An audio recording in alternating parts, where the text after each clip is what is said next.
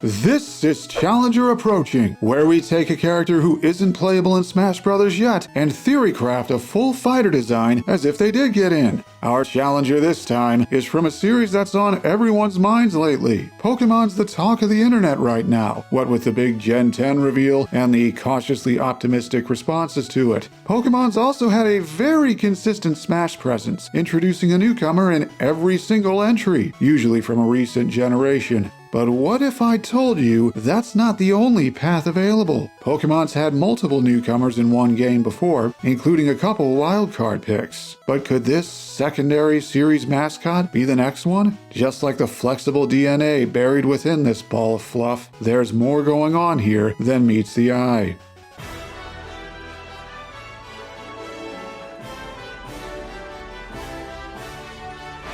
Eevee!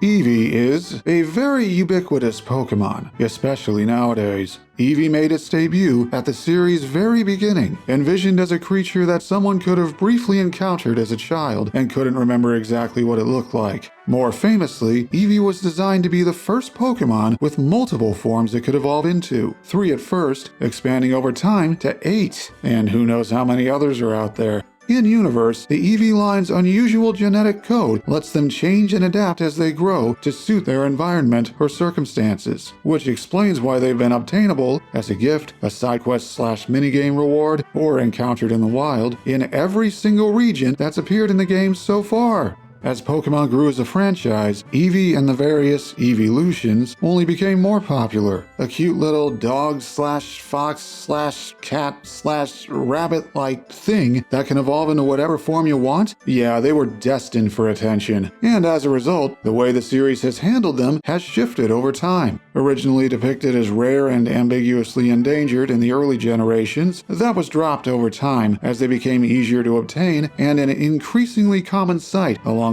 NPCs. You could say domestic life is just one more thing they've adapted to. That rising prominence reached a head in the late 2010s with Pokemon's mainline debut on Nintendo Switch. One version for Pikachu and one for Eevee. With all the game appearances, promo material, and enough merch to fill the Celadon department store, you could say Eevee has adapted and evolved to become a major series mascot in its own right. But what does all that mean for Smash? This character's certainly big enough to pull off an invite, has already been a Pokeball summon from Smash 4 onward, so promoting a playable fighter isn't that much of a stretch. Would choosing Eevee be a good idea though? As mentioned before, Smash has consistently invited a Pokemon from a current or recent generation. As popular as Eevee is, bringing in yet another rep from the original 151, a lineup many Pokemon fans already think gets disproportionately special treatment, could be divisive. But who says it has to happen instead of someone from Gen 9 or 10? If Smash 6 had 2 new Pokemon, which has happened in Smash multiple times before, we could get a more recent pick and a wild card. And as a non-startermon, well, not normally a starter, with a smaller, cuter design, Eevee would work really well. Keep an eye out whenever Smash starts up again, because the roster could very well be where this character adapts to thrive in next. But how could that look? Let's see how Eevee could fight in Smash. Let's start with, well, Eevee's basic appearance has been mostly consistent. The details were kind of malleable in the earlier sprites, but they've had the design pretty locked down from Gen 4 onward, so, you know, the last 20 years, oh boy. But there's an extra detail that got added on about 8 years ago? Seriously? Like with Pikachu, male and female Eevees have slight visual differences now. Notice the tail pattern? Pikachu relegated the female design to just one alt in Ultimate, but with Eevee, I think we can pull what Smash's avatar characters have done. Split the alts 50-50 so both get equal attention. Personality-wise, representing an entire species brings unique challenges. What we want to do is highlight the traits the line is most known for. Upbeat, excitable, and affectionate. They're up for a scrap, but they're just as likely to treat it like a game. Other fighters take the competition seriously, but our Eevee here is in it to have fun above all else. If they happen to win in the process, then hey, that's even better.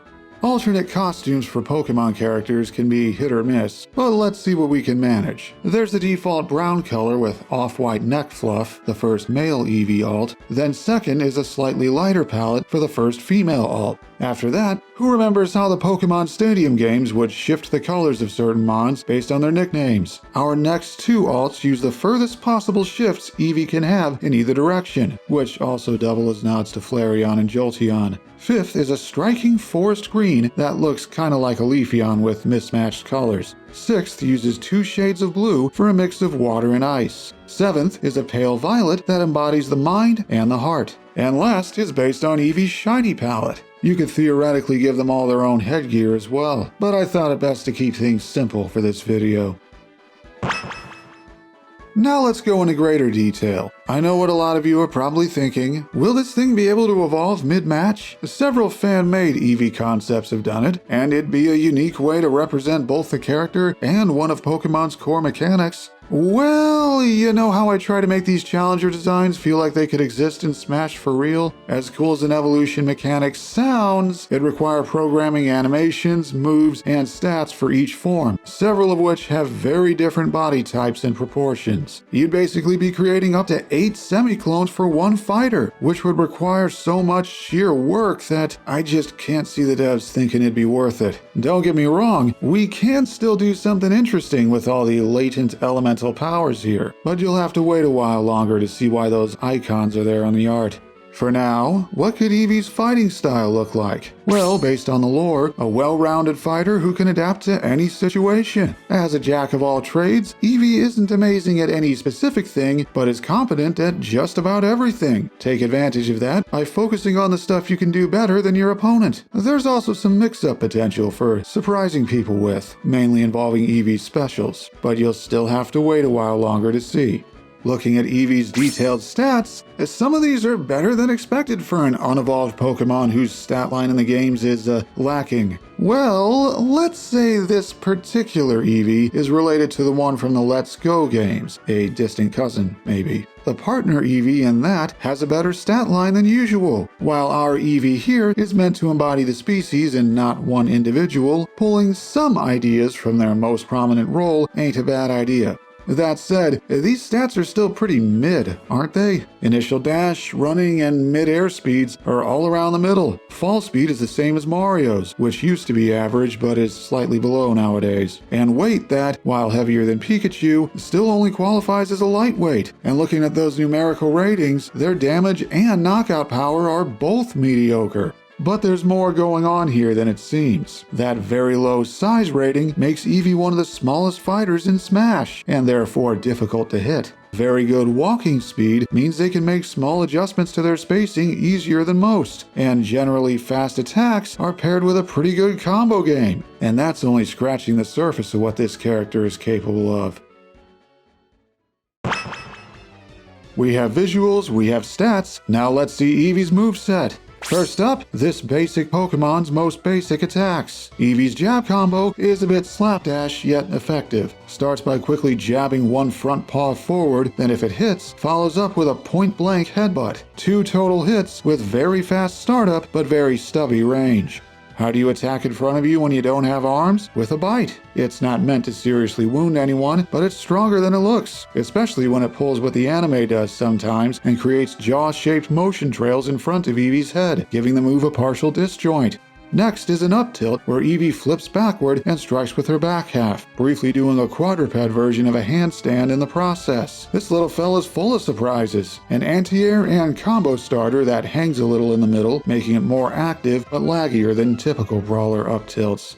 Down tilt has Eevee swipe at the ground with one paw, kicking up a small cloud of sand and dirt. Another unexpected disjoint, this one hangs low to the ground and deals 3 total hits with solid knockback, accuracy debuff not included. And for their dash attack, Eevee leaps forward, throwing their whole weight into a tackle, which is actually decently strong, more than the basic level move would normally be. Do they have an ability making their stab bonus stronger? Eevee keeps surprising with their smash attacks. First, a forward smash where they put on a brave face, then jump forward with a stronger spinning tackle. The jump actually moves a full dash length forward if there's space for it, so it can surprise people. The mountain of end lag afterward might catch you by surprise instead, so beware. Up smash has Eevee crouch briefly, then jump straight up head first to ram into anyone directly above. Another smash attack with extra movement, about a short hop height in this case, just enough to pressure platforms. But since it's a jump straight up, the hitbox is pretty narrow. Eevee's third smash attack is an odd one. Spins in place while channeling non-elemental energy into a pair of star shapes that spin with them. Another unexpected disjoint, and a fast one at that. It's pretty weak by default, but with high knockback growth, that makes it a rock-solid finisher by roughly 150%, coming in clutch when it's needed most. How do you give something with 4 legs a good air game? Let's find out! First is Eevee's neutral air, where they curl up a little and spin sideways in mid-air, kinda like a couple characters' forward airs, but with no forward movement. Instead, it's more like a held kick nair, with a quick hit at the start and a weaker lingering hit that lasts a while.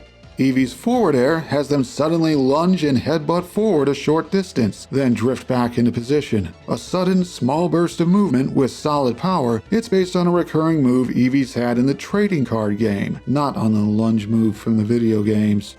Eevee's back air is a simple kick backward with their hind legs. Surprisingly normal. It works like a typical brawler back air. Fast, decently strong, backward knockback, combos at low percents, and sends people off stage after that. In a surprisingly dexterous maneuver, Eevee's up air is a backward flip to strike above with their feet and tail. It doesn't deal much damage, but its low base knockback makes it great for combos and keeping opponents in the air. Which is mirrored by their down air, a downward flip that swings their tail in an arc. This move actually somehow spikes people. It's a weak one, but it's active for longer than most meteor smashes and covers a wider arc, so it has its uses if you know how. How do you give something with 4 legs a grab game? Let's find out! Eevee's grab animations involve reaching forward in a cute-ish manner and grabbing the target's leg or waist with their mouth. Has a little more range than brawler grabs normally do, but also extra end lag to compensate. Eevee's pummel just yanks the opponent toward them a little, like trying to play tug of war but with their body.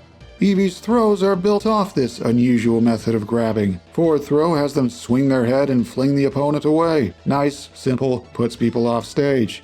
Eevee's back throw tosses the opponent behind them, then kicks with both hind legs like their back air. The animation's wilder looking and sends at a higher angle than the back air, but it does KO eventually if you're at the ledge.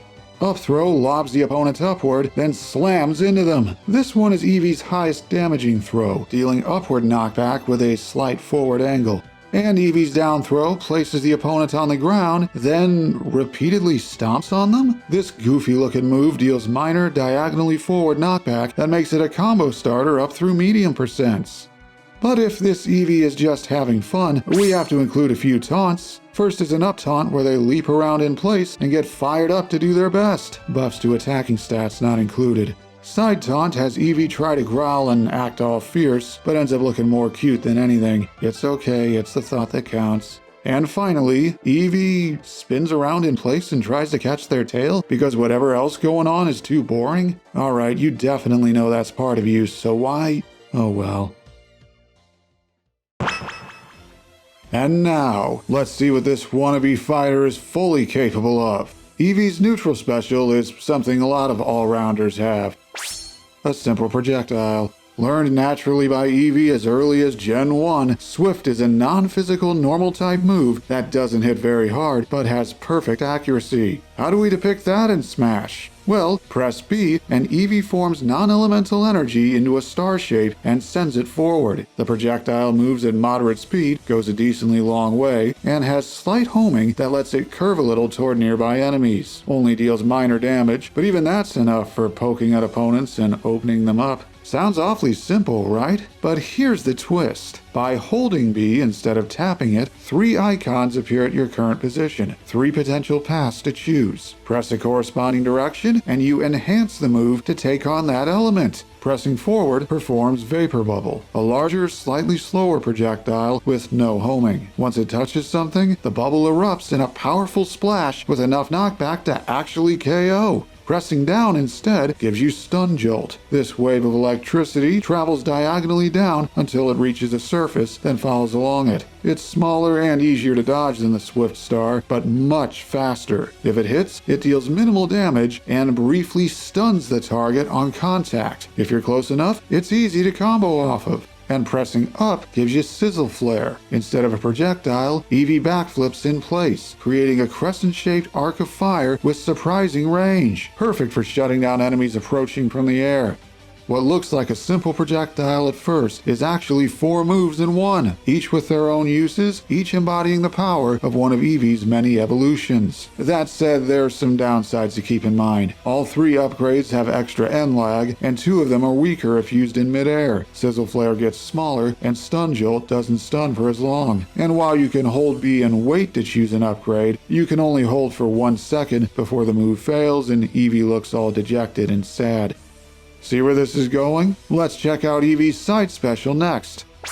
Something else you can evolve at will. Takedown is another staple of Eevee's move pool, a strong yet reckless attack that hurts the user proportionate to the damage dealt. How does it work here? On use, Eevee stops in place, then leaps forward while covered in a glowing aura that propels them extra far, over half the length of battlefield. If they strike an enemy fighter, shield, etc., they deal a moderately strong hit and ricochet off. But whether you hit something or not, you're left with a lot of N-lag afterward, giving it inherent risk just like in the games. At least you're not put into freefall. And just like Swift, you can hold B and press a certain direction to upgrade this move. Press up to perform Leaf Sprout. A sudden growth of plants appears and vaults Eevee into the air at a diagonally upward angle, draping them in a few vines and seeds in the process, which explode on contact with something for increased damage and knockback. Press down instead for Glacial Frost, summoning frigid winds that send Eevee diagonally downward or sliding forward if already grounded. Colliding with someone here creates a chain of ice crystals in front of you that deal multiple hits for high damage. Altogether, we have a burst option with 3 variations. Can help rack up percent, threaten KOs, or just cover space quickly. The enhanced versions this time don't have extra N lag, half because the basic version is already laggy, half because the extra startup and very specific angles already make them telegraphed. 2 specials down, now what can Eevee recover with? The answer is simpler than you probably thought. Another staple of Eevee's move pool, this one's already being used as an up special by someone else, but this version works differently, kind of. Activate it, and Eevee braces for a brief moment, then leaps valiantly at whatever angle you choose. It comes out quickly, deals decent damage, and is this just Pikachu's version with only 1 dash? Well, it does have faster startup and deals more damage, and has the same gimmick as the other specials. Drawing from the only solo evolution, hold B to call upon a fanciful wind enhanced by fairy magic. The wind propels Eevee up and forward with a protective hitbox, and you can press any direction to adjust the direction you go in. This version travels much further than the uncharged one, at the cost of extra startup. Eevee's up special is 2 recovery moves in one, either a quick short dash to get a little more distance, or a longer drawn out version that goes much further but gives opponents more time to react. Considering takedown and its variants give you horizontal movement, both specials combined give Eevee's recovery a lot of versatility. Oh, and you go into freefall at the end of either version of this move, so choose wisely.